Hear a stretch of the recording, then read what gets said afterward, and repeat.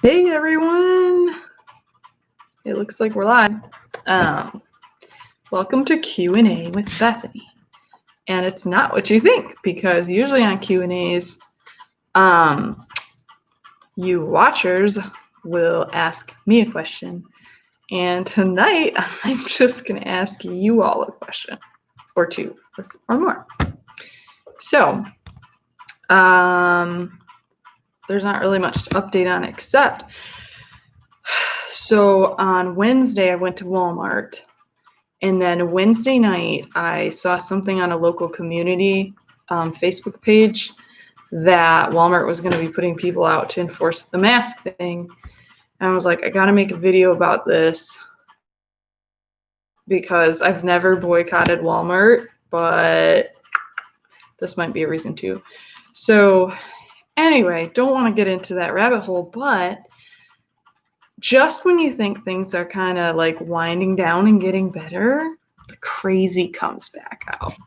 So our governor, I feel like this is a like a reality TV show or something. Our governor came out with this thing that businesses are going to be required to make people wear masks in their stores. So before it was just up to the business whether or not they wanted to do that. Now, apparently it's not, and you can get hit with a $500 fine for not wearing a mask in a privately owned establishment.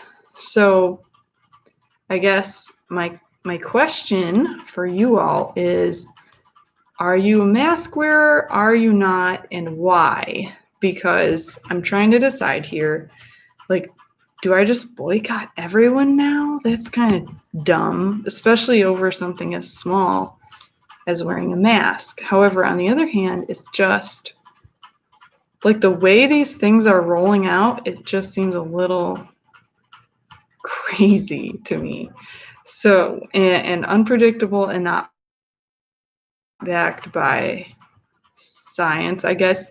So let me rewind a little bit and tell you my mask story, because I have done a video that showed some masks I made, so I don't want to confuse people about this. But way back before this all started, I was kind of watching the news because I was like, well, we had been in a country that kind of exploded with COVID.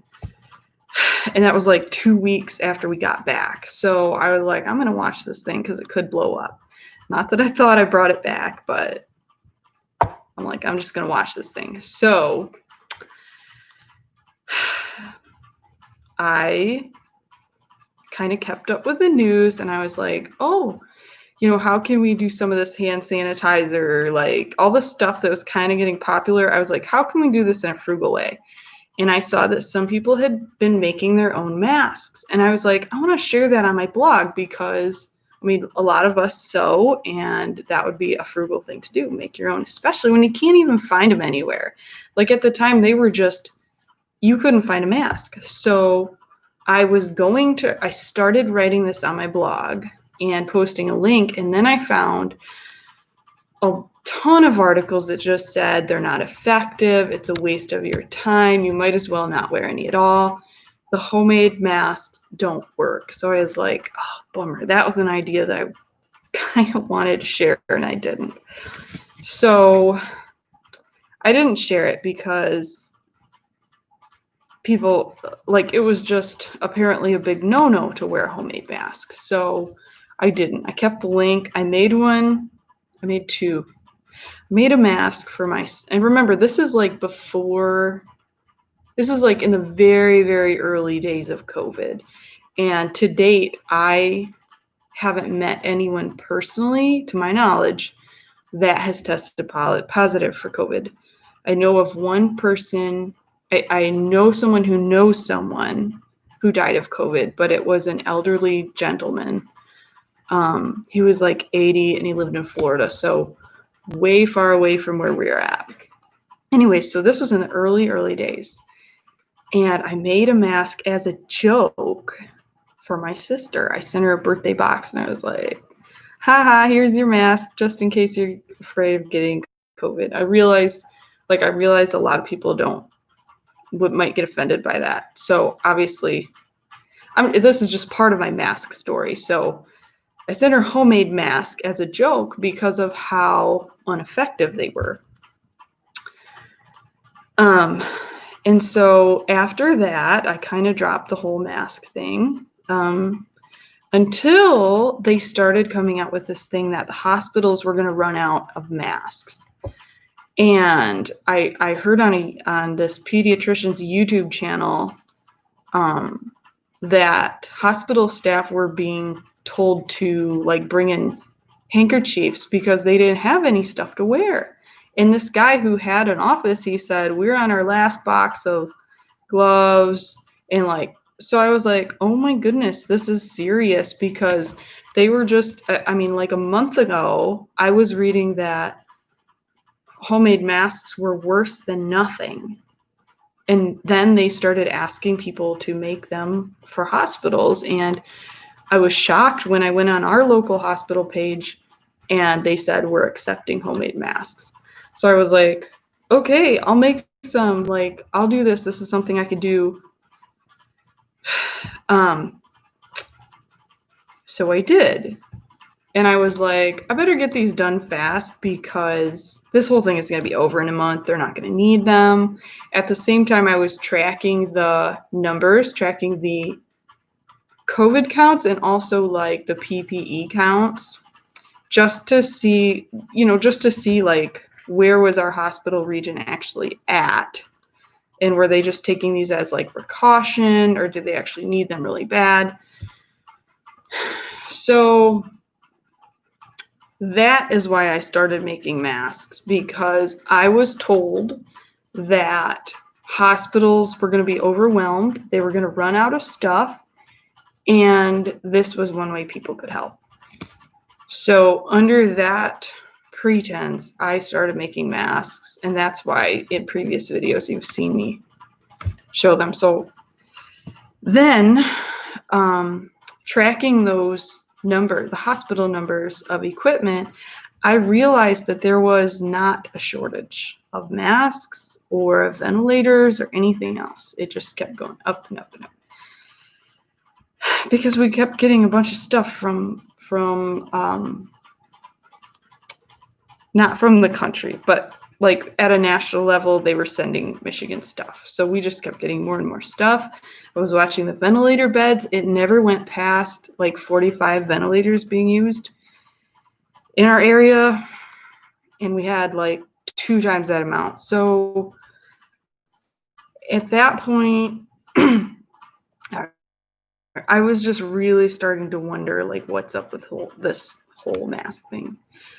So then one night we're driving home from Walmart and listening to Family Life Radio, and they had the U.S. Surgeon General on, and he was saying why homemade masks are ineffective and it's better to just not wear a mask at all. And 2 of the reasons he gave that I remember, I don't want to misquote this, but like I just heard it on the radio. I didn't know I'd be reciting it later. So number 1, the homemade masks weren't the N95s, so they didn't like particles and stuff would go through them because they weren't, like they didn't have an air purifying filter or whatever.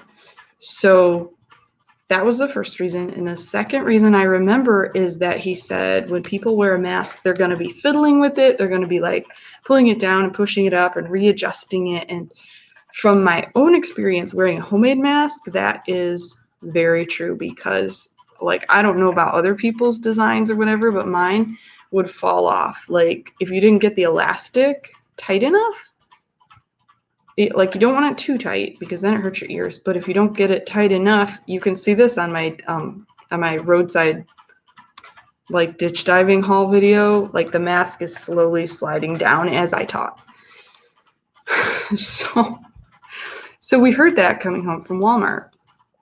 The next day, the CDC comes out with this thing that it's recommended to wear a mask, but you don't have to. And that was just so confusing to me. From there, I was like, I feel like I've just had the wool pulled over my eyes or something, because first, it's not okay. In fact, it's bad to wear the homemade masks. Second, but we're taking them for hospitals because we don't have anything else and it's a last resort. Third, yeah, you should kind of sort of wear a mask, but a lot of people aren't. So after that, I just kind of felt like I'd been deceived about the hospital thing. They didn't actually need them. And I was just like, I don't know what to believe at this point, and it's uncomfortable to wear a mask, so I'm just not going to. And that's kind of where it's been at for the last couple months. And now, so then she rolled out this thing to where it's required to wear a mask, but they're not going to enforce it. Well, what does that mean? And even like several counties around us said, we're basically going to ignore this order as far as like police enforcement and stuff. So like we went into a restaurant right after the restaurants opened up, and this lady was at a table. We were walking in, the three of us, without masks, and there was a sign on the door that said, "You must wear a mask." And of course, they all say that because they're required. Well, I don't know if they were required to say that or not. They all said that.